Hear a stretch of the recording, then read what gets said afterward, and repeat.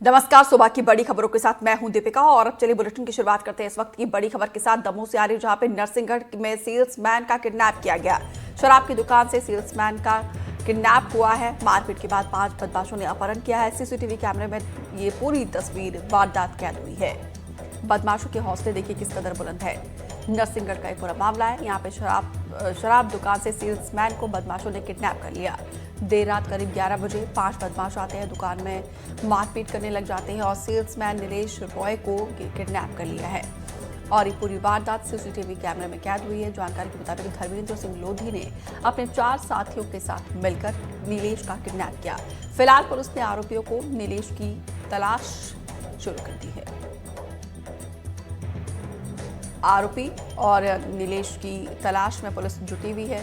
तस्वीरों में आप देख सकते हैं ये 5 बदमाश आते हैं शराब की दुकान में। किसी बात को लेकर सेल्समैन से कहासुनी होती है और देखिए किस कदर से मारा पीटा जाता है। जबरन इसको दुकान से बाहर निकाला गया और यहाँ पे देखिए जमकर पिटाई हुई है। आजम खान ज्यादा जानकारी के साथ जुड़े हैं। आजम, पूरी तस्वीर जो है ये सीसीटीवी कैमरे में कैद हुई है। अभी तक पुलिस इस केस को किस तरीके से इन्वेस्टिगेट कर रही है?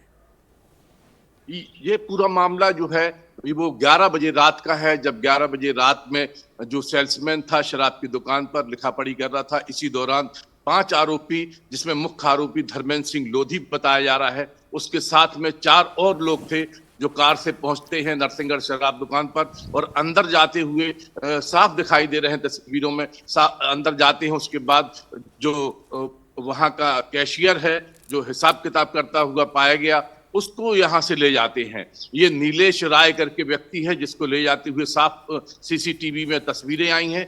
इसके बाद इसके साथ यहां मारपीट होती है, इसका अपहरण करके ले जाते हैं।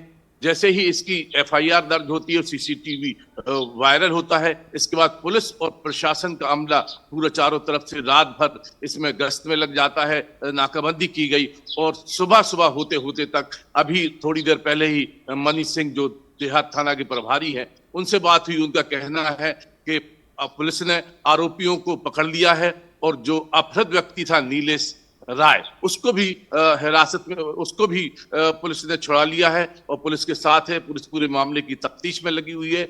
जांच पड़ताल के बाद ये सब मामले जिस तरीके से आप जानकारी दे रहे हैं, आरोपी जो है पुलिस की गिरफ्त में है। जो नीलेश रॉय है उसको भी सकुशल जो है बरामद कर लिया, छुड़ा लिया गया है। क्या वजह इस अपहरण के पीछे की? ये पूरा मामला शराब फ्री में लेने को है। शराब की फ्री में डिमांड की जा रही थी, लेकिन जो कैशियर उसने देने से मना किया था।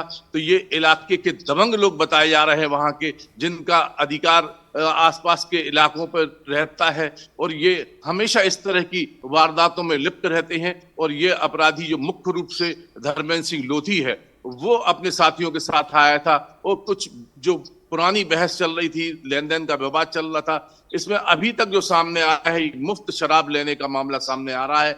शराब न देने के कारण जो विवाद उपजा था उस पर से इसका अपहरण किया गया और मारपीट की गई। हालांकि सुबह तक अपहृत व्यक्ति जो नीलेश राय है उसको सकुशल पुलिस ने बरामद कर लिया है और तमाम जो आरोपी थे उन तक पहुंच गई है। हालांकि पुलिस ने अभी नाम नहीं बताए हैं, ना कोई प्रेस कॉन्फ्रेंस की है। उनका कहना है कि दोपहर में आला पुलिस अधिकारी एक प्रेस कॉन्फ्रेंस करके पूरे मामले का खुलासा करेंगे। जी बिल्कुल, यहाँ पे पुलिस की तत्परता की तारीफ करनी होगी। कल रात को इस घटना को अंजाम दिया बदमाशों ने और सुबह होते होते देखिए यहाँ पे बदमाशों को गिरफ्तार कर लिया है और नीलेश रॉय को भी सकुशल छुड़ा दिया है। जानकारी देने के लिए शुक्रिया आजम आपका। एक और बड़ी खबर जबलपुर से, जहां पे इनामी आरोपी अंकित सोनी गिरफ्तार हुआ है। आरोपी से 2 पिस्टल जिंदा कारतूस बरामद किया गया है। अंकित सोनी पर 3000 रुपए का इनाम था। लॉर्डगंज पुलिस ने घेराबंदी करके पकड़ा है। जबलपुर की लॉर्डगंज पुलिस ने 2 पिस्टल के साथ एक आरोपी को गिरफ्तार कर लिया है। आरोपी अंकित सोनी पर 3000 रुपए का इनाम था और आरोपी सुहागी आधाताल का रहने वाला है। ज्यादा जानकारी के साथ फोन लाइन पर संजीव चौधरी जुड़े हुए हमारे वरिष्ठ सहयोगी। संजीव जी, पुलिस के लिए बड़ी उपलब्धि है क्योंकि पिस्टल के साथ इनामी बदमाश को भी पुलिस ने गिरफ्तार कर लिया। बिल्कुल, इस अंकित सोनी की लंबे समय से पुलिस तलाश कर रही थी। ये ऐसा बताया जाता है कि न सिर्फ स्वयं हथियार रखता है बल्कि हथियारों को बेचता भी है। इसके पास पिस्टल बरामद की गई। इसके ऊपर पुलिस ने 3000 रुपए का एक इनाम भी रखा था। तो काफी दिनों से इसकी तलाश की जा रही थी। मुखबिर से सूचना मिलने पर जब पुलिस दल ने इसको चारों तरफ से घेरा, इसमें क्राइम ब्रांच भी शामिल थी, सभी ने मिलकर जब इसकी घेराबंदी की और इसको गिरफ्तार किया तो राहत मिलेगी उस क्षेत्र के लोगों को की गिरफ्तारी से। जी, बहुत बहुत शुक्रिया संजीव विस्तार से जानकारी देने के लिए। एक और बड़ी खबर सतना से, जहां पे 4 नाबालिग छात्राओं के लापता होने से हड़कंप मचा है। कल एग्जाम देने के बाद से 8वीं की छात्रा लापता थी और कल दोपहर 2 बजे से लेकर शाम को 5 बजे तक एग्जाम दिया। परिजनों की शिकायत के बाद पुलिस ने मामला दर्ज किया है। सीसीटीवी में जयस्तंभ चौक की तरफ जाती हुई दिखाई दी छात्राएं। पुलिस कर रही तलाश, अभी तक सुराग नहीं लगाया हाथ। कोलगवा थाना के टिकुलिया टोला इलाके का पूरा मामला बताया जा रहा है।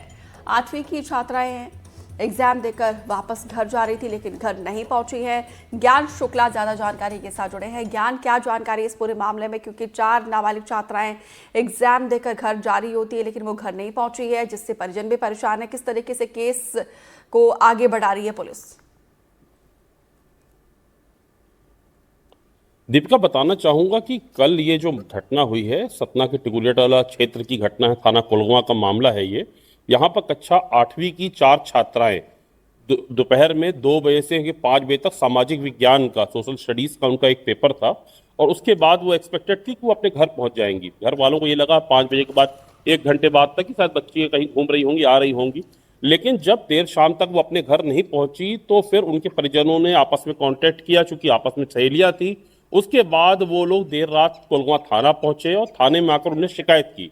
शिकायत के आधार पर जब स्कूल में लोगों से बात की गई तो जो वहां पे उपस्थित शिक्षक थे, स्टाफ थे, उन्होंने बताया कि परीक्षा के तुरंत बाद शाम को 5 बजे ही वो सब बच्चियां चली गई थी।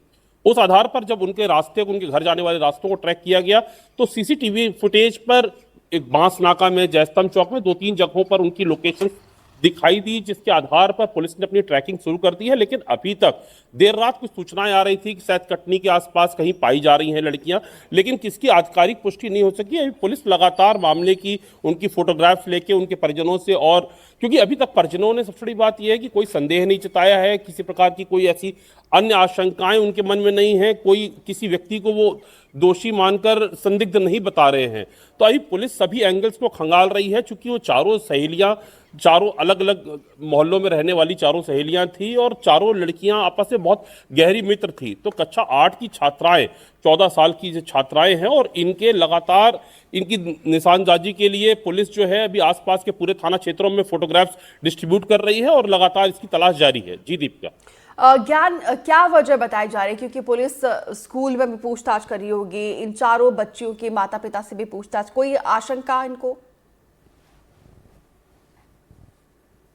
नहीं, अभी तक सबसे बड़ी बात मैं ये कह रहा हूं कि उनके पेरेंट्स ने भी किसी को भी कोई संदेह नहीं जताया है। वो खुद भी इस बात से आश्चर्यचकित है कि कोई 8वीं की बच्चियों के साथ कोई दुश्मनी का नहीं।